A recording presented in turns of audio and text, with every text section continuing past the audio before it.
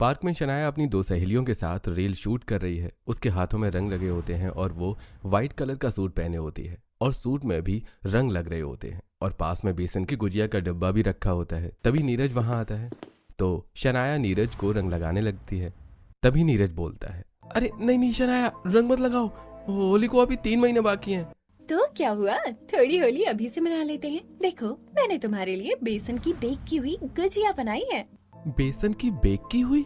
हाँ, हेल्दी होती है। मैं होली स्पेशल रील बना रही हूँ पूरा रंग लगाकर। तो चलो ना, हम दोनों रंग खेलते हुए रिंग्स बनाते हैं। नहीं, अभी बहुत ठंड है, अभी से रंग खेलूंगा तो बीमार पड़ जाऊंगा, भैया की शादी भी है।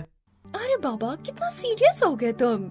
मुझे राघव भैया की शादी के लिए मिठाई लेने जाना है, शादी के बाद रील बनाएंगे, अभी जा रहा हूँ। नीरज वहां से निकलता है और घर पहुंचता है। उसके हाथ खाली होते हैं। उसके खाली हाथ देखकर शारदा उसे रोक लेती है। मिठाई का डब्बा कहाँ है? वो भूल गया। एक काम भी ठीक से नहीं होता तुमसे, मिठाई ही भूल गए। नीरज तुरंत वापस जाता है। थोड़ी देर बाद मिठाई का डिब्बा लेकर घर लौटता है। शाम होते ही घर के बाहर रोशनी जगमगाती है, ढोल बजता है और मोहल्ले की औरतें इकट्ठा होकर बारात निकालने की तैयारी करती हैं। शारदा जी जल्दी करिए, समय हो गया बारात निकलने का। हाँ बहन, दूल्हे को बाहर लाइए, सब इंतजार कर रहे हैं। हाँ, बस अपने राघव की नजर उतार लो, फिर चलते हैं। शारदा थाली लेकर राघव की नजर उतारती है और उसके माथे पर तिलक लगाती है। माँ, आपका आशीर्वाद चाहिए, सब अच्छे से हो जाए। खुश रहो बेटा, आज से तुम्हारी नई जिम्मेदारी शुरू हो रही है। राघव घोड़े पर बैठता है। ढोल की आवाज तेज होती है। मोहल्ले की औरतें नाचते गाते बारात के साथ चलती हैं। अरे गाना तेज बजाओ, आज जमकर नाचेंगे। हाँ, ऐसी बारात रोज थोड़ी निकलती है। नाचते गाते सब लोग विवाह स्थल पहुंचते हैं। मंडप सजा होता है। राघव और सीता मंडप में आकर साथ बैठते हैं। पंडित मंत्र पढ़ना शुरू करते हैं और अग्नि के फेरे शुरू होते हैं। आज से मैं तुम्हारे साथ हर परिस्थिति में निभाऊंगा। मैं भी आपका साथ जीवन भर निभाऊंगी। 7 फेरे पूरे होते हैं और सब लोग ताली बजाते हैं। शादी विधि विधान से संपन्न हो जाती है। विदाई के समय सीता अपने माता पिता के पैर छूती है और आंसू भरी आंखों से सबसे आशीर्वाद देती है और सीता विदा होकर अपने ससुराल के लिए चली आती है। सीता बहू, दाहिने पैर से कलश गिराकर गृह प्रवेश करो। सीता दाहिने पैर से कलश गिराकर गृह प्रवेश करती है। माँ, अब तो कोई रस्म नहीं बची है ना? क्यों भैया, आपको कमरे में जाने की बहुत जल्दी है? चुप कर, जब तक मेरे बेटे को परेशान करती है। जा अपनी भैया भाभी को कमरे तक पहुंचा दे। कनक सीता को कमरे में पहुंचकर अपने कमरे में चली जाती है और फिर अगली सुबह सीता नहा धोकर साड़ी पहनकर हल्का काजल लगाकर और घूंघट करके हॉल में आती। शारदा, सुरेश, राघव, नीरज और कनक वहीं बैठे होते हैं। वाह, मेरी गांव की बहू कितने अच्छे से साड़ी पहनती है, एकदम सलीके से। सच में माँ, भाभी पर साड़ी बहुत अच्छी लग रही है। बहू, आज पहली रसोई है, क्या बनाओगी? बाबूजी, आपको जो पसंद हो बता दीजिए, मुझे सब बनाना आता है। भाभी, आलू दम बना दीजिए और साथ में पुलाव भी हो जाए तो मजा आ जाए। पहले मीठा बना लो रसम के लिए, फिर दोपहर में सब बना लेना। जी माँ जी, जैसा आप कहें। सीता रसोई में चली जाती है और पहली रसोई की तैयारी शुरू करती है। सीता बड़ी परात में आटा और मैदा मिलाने लगती है। पहले एक बड़े से बर्तन में आटा और थोड़ा मैदा मिला लेती हूँ, फिर उसमें नमक डालकर अच्छे से गूंथ लेती हूँ ताकि पूरियाँ नरम बने। सीता आटा अच्छे से सान लेती है और उसे ढककर रख देती है। एक तरफ कढ़ाई में घी डालकर पुलाव चढ़ा देती है। अब पुलाव के लिए जीरा, तेज पत्ता डाल देती हूँ, फिर चावल डालकर हल्का सा भून लेती हूँ। अब पानी डालकर इसे दम पर पकने देती हूँ।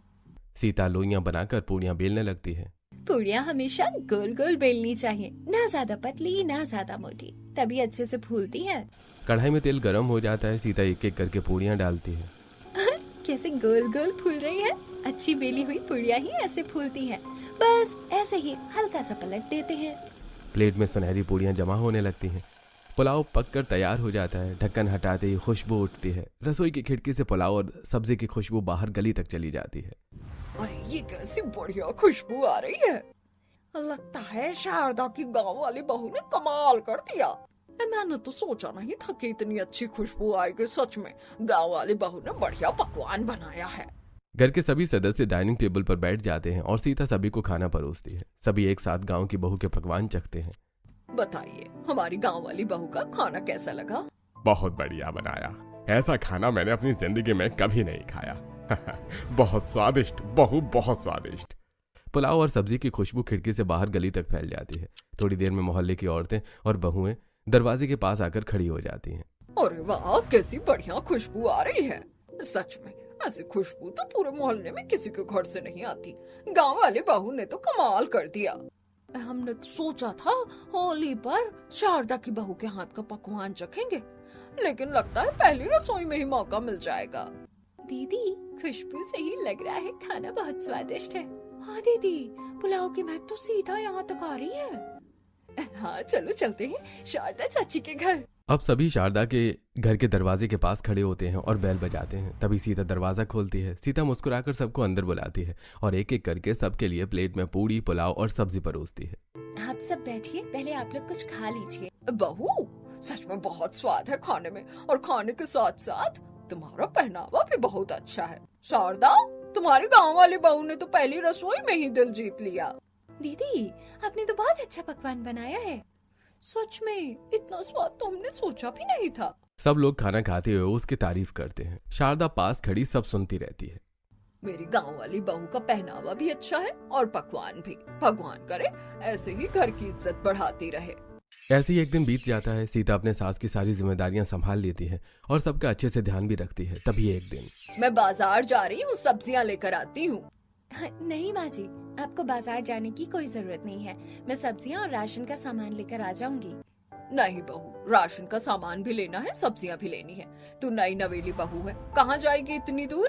माँ जी, मेरे होते हुए आप बाजार जाएंगी और इतना भारी सामान उठा कर लाएंगी? नहीं, बस मुझे पर्ची दीजिए, मैं सारा सामान लेकर आ जाऊंगी। आपको परेशान होने की कोई जरूरत नहीं है। सीता अपनी साड़ी ठीक करती है, पल्लू संभालती है और थैला लेकर बाहर निकल जाती है। फिर सीता राशन दुकान पर पहुंचती है और पर्ची निकालकर दुकानदार को देती है।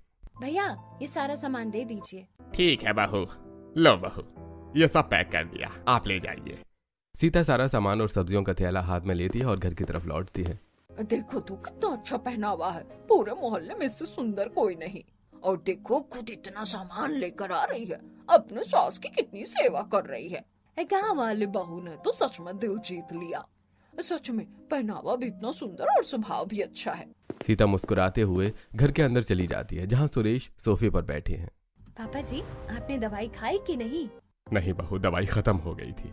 पापा जी, मैं आपकी सारी बहानेबाजी समझती हूँ, इसीलिए मैंने एक पत्ता दवाई एक्स्ट्रा रख लिया था। जाइए अब दवाई खाइए। अरे बहू, तू बिल्कुल किसी माँ की तरह मेरा ध्यान रख रही है। सुरेश दवाई खा लेता है। ऐसे ही दिन बीतते हैं और एक शाम शारदा मोहल्ले की गली में कुछ औरतों के साथ कुर्सी पर बैठी होती है। अरे पता चला वो नई लड़की आई थी ना शादी करके। हाँ आई थी। अरे हाय, उसे 1 महीना भी नहीं हुआ। पता नहीं अपने पति को क्या पट्टी पढ़ा दी, माता पिता को छोड़कर चला गया।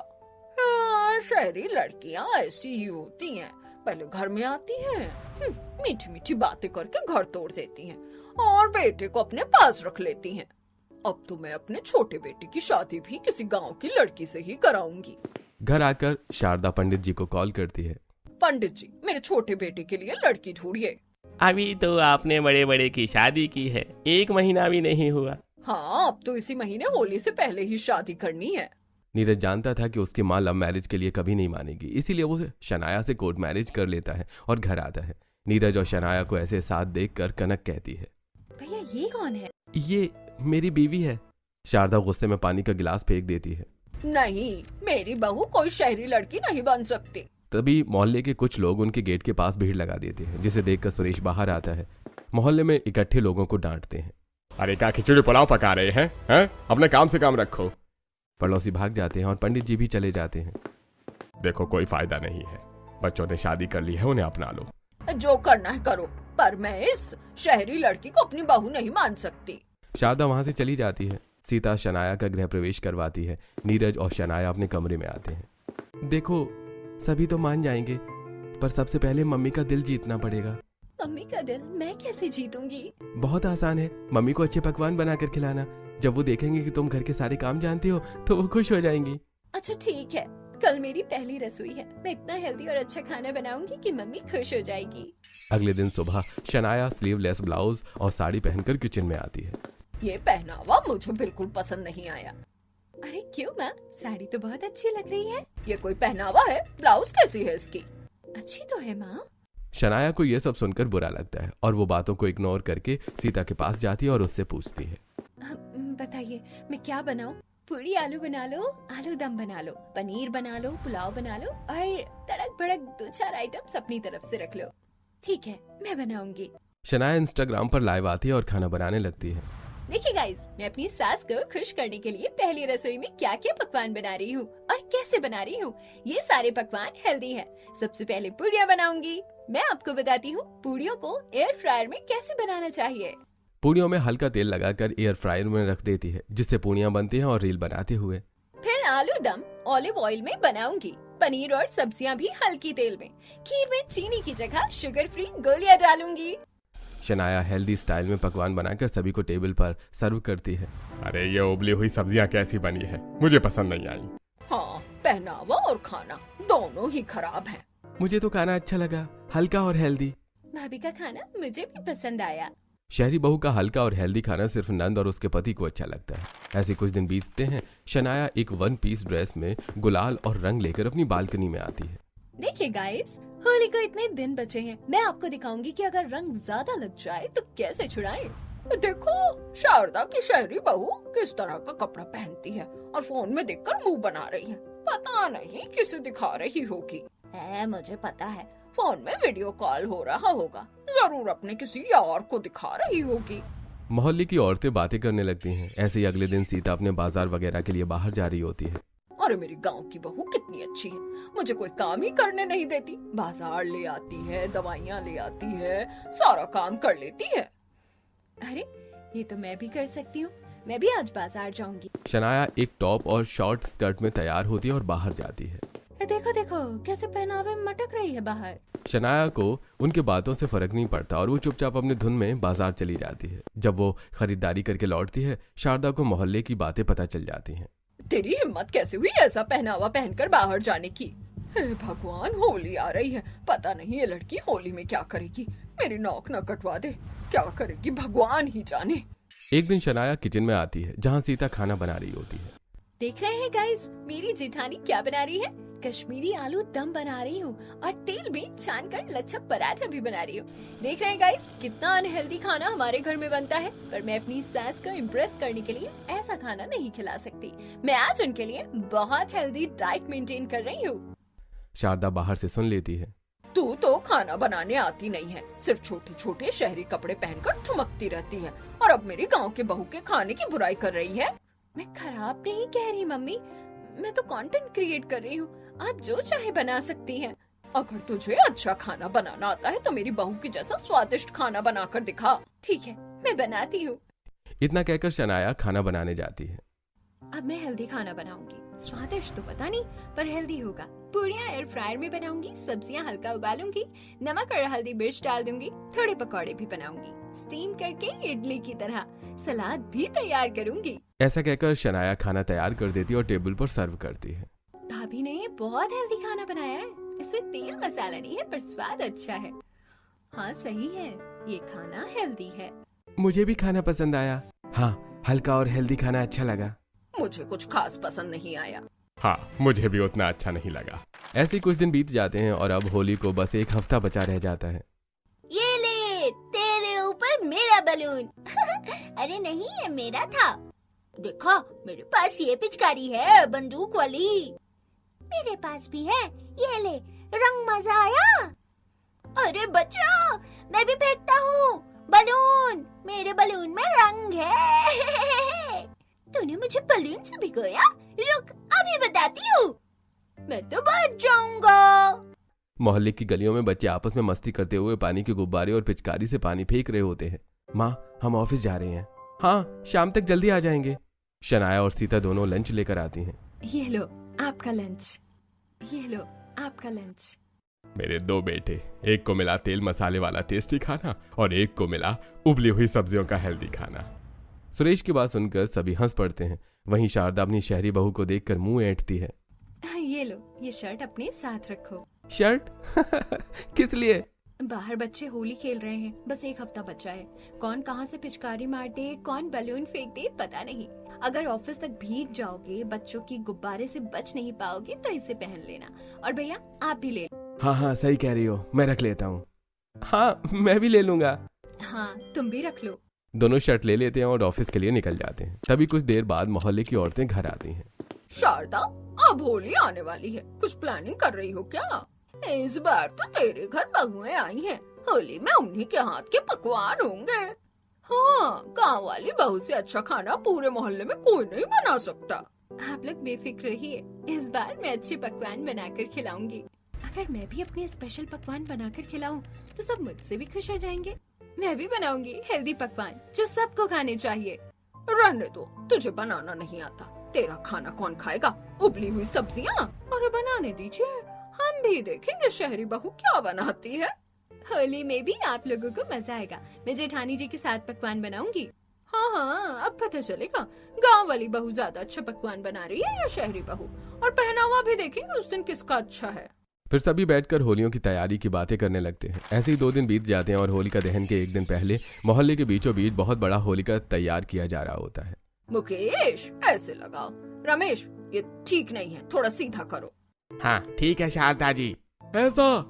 अरे हाँ बिल्कुल। अरे शारदा आंटी कह रही है वैसे ही करो। शारदा के मुताबिक मोहल्ले के लड़के होली में लकड़ियां लगा रहे होते हैं। वहाँ सीता होलिका को फूल माला और रंगों से सजा रही है। यहाँ थोड़ा सा इधर उधर रंग लगा दूं, ये रंगोली भी बन जाए। हाँ बहू, सजा दे। सीता होलिका को रंग बिरंगे रंगों से सजाने लगती है। वहीं मोहल्ले की औरतें, अरे तेरी शहरी बहू कहाँ है? वो क्यों नहीं होलिका में मदद कर रही? अरे वो होगी कहीं अपने भविष्य विध्वंसक यंत्र के साथ। भविष्य विध्वंसक यंत्र है? ये क्या होता है? मम्मी शहरी भाभी के फोन को भविष्य विध्वंसक यंत्र कहती है। सभी हंस पड़ते हैं और सभी की नजर अब शनाया पर पड़ती है जो इंस्टाग्राम पर लाइव होती है। देख रहे हैं गाइस, हम होलिका सजा रहे हैं। कल होलिका दहन है, आप लोग ऐसे जुड़े रहिए। फिर शनाया होलिका के पास फोटो लेती है और फिर सभी अपने अपने घर सोने चले जाते हैं। कल तो होलिका दहन है, मैं अच्छे से तैयार होकर जाऊंगी, अच्छी रील बनाऊंगी, इंस्टाग्राम पर फेमस हो जाऊंगी और मेरे फॉलोअर्स भी बढ़ेंगे। अगले दिन शाम को होलिका दहन का समय होता है। शनाया शहरी मॉडर्न कपड़े और खुले बालों में आती है, जबकि सीता सुंदर प्रिंटेड साड़ी, सिर पर पल्लू और 16 श्रृंगार करके आती है। ये होलिका दहन में कैसा पहनावा पहन कर आई है? अरे हम तो इस शहरी बहू से परेशान हो गए। मोहल्ले में एक शहरी बहू सबके नाक में दम कर रही है। अरे शहरी बहू, तुझे जरा सी भी अकल नहीं है ना? इस तरह के कपड़े पहनकर कोई होलिका दहन में आता है? देवरानी जी जल्दी जाइए, कपड़े बदल कर आइए।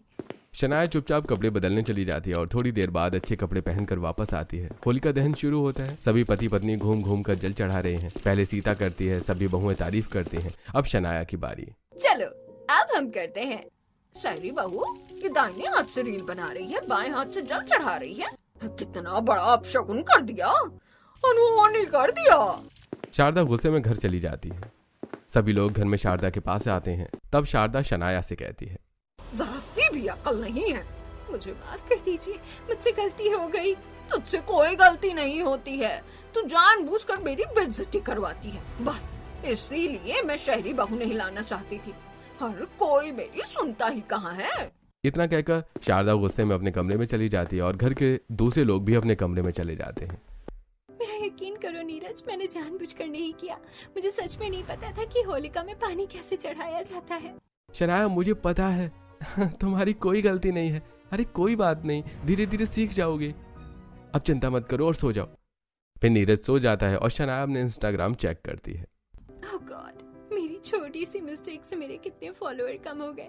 अपने फॉलोअर्स वापस पाने के लिए मुझे कुछ होली स्पेशल करना पड़ेगा। ऐसा सोचते हुए शनाया भी सो जाती है और फिर अगले दिन हॉल में। बड़ी बहू, मुझे तो अपनी शहरी बहू से कोई आशा नहीं है, पर तू ये ले पैसे। कल होली है, पूरे मोहल्ले के लिए पकवान बनाने हैं। अब नंद के साथ जाकर सारा राशन खरीद लिया।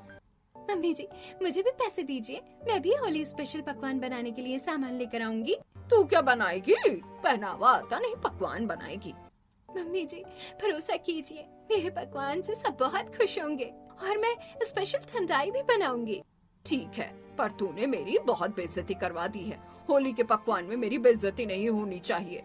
ट्रस्ट मी मम्मी जी, इस बार आपकी बेइज्जती नहीं तारीफ होगी। फिर दोनों बहुएं बाजार चली जाती हैं। बाजार में चारों तरफ रंग बिरंगे रंग, पिचकारी और गुलाल बिक रहे होते हैं। बाजार में होली को लेकर कितनी रौनक है। देवरानी जी, मैं तो राशन की दुकान पर जा रही हूँ, आप क्या लीजिएगा?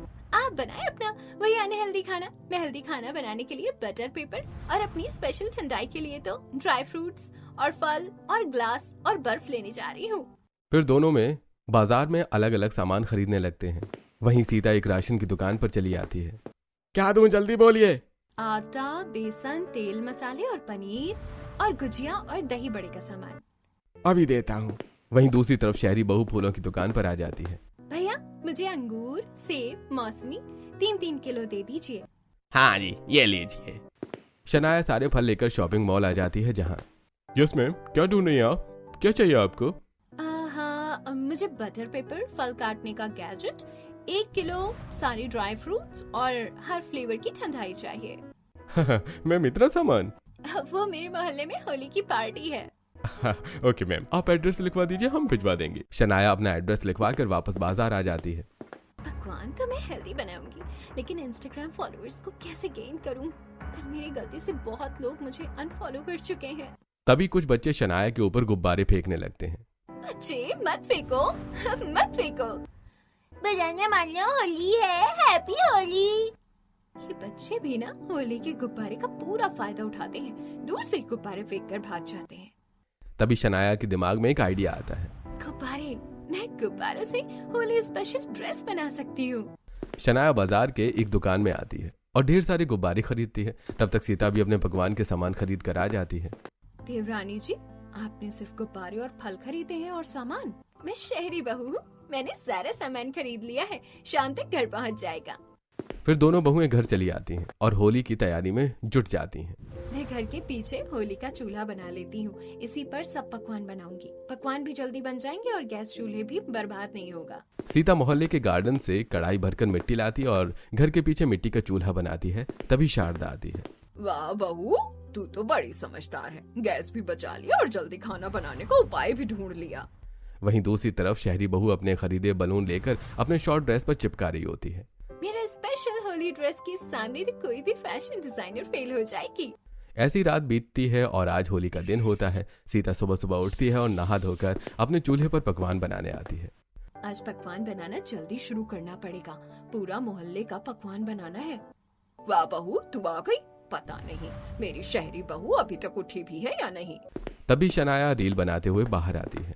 गाइस, आज मैं होली के स्पेशल पकवान बनाने जा रही हूँ और मेरा स्पेशल ड्रेस भी रिवील करूंगी बाद में। अभी भी रील बना रही हो? जल्दी अपने पकवान पर लग जाओ। जी मम्मी जी। शनाया ड्राई फ्रूट्स काटकर एक बड़े से कंटेनर में डालती है और उसमें बर्फ और ठंडाई मिलाकर ढेर सारा ठंडाई बनाती है और फिर बेक करके गुजिया और नमक पारे बनाती है। वहीं सीता बड़ी सी कढ़ाई में तेल डालकर पूड़ियाँ तलती है और फिर गुजिया तैयार करके चाशनी में डीप करके सभी को खिलाती है। वाह भाभी, आपने तो बहुत जल्दी सब पकवान बना दिए और ये गुजिया तो बहुत टेस्टी है। तभी बच्चे मोहल्ले में होली खेलना शुरू कर देते हैं। ये लो तुम्हारे ऊपर मेरा बलून। खुश, ले अब मेरी बारी। अरे नहीं, बच्चों बच्चों। ये लो पानी फेंक रही हूँ। तभी कनक बालकनी से गुलाल फेंकती है और अपने भाइयों को पूरी तरह से रंगीन कर देती है। बुरा न माना, होली है, हैप्पी होली भैया। ठीक है, अब बाहर आओ, होली खेलो। अरे चलो, हम अपना बदला लेंगे।